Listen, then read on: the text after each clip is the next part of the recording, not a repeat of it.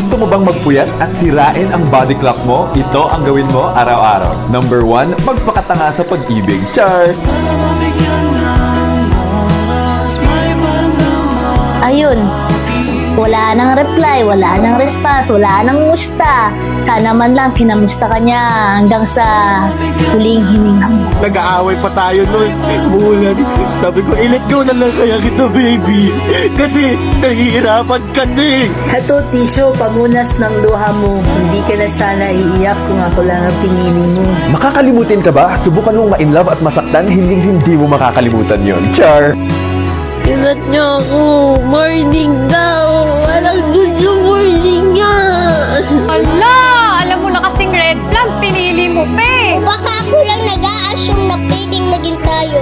Pinaramdam mo sa akin lahat ng kilig, pero kung saan naman kita ibibig, doon ka naman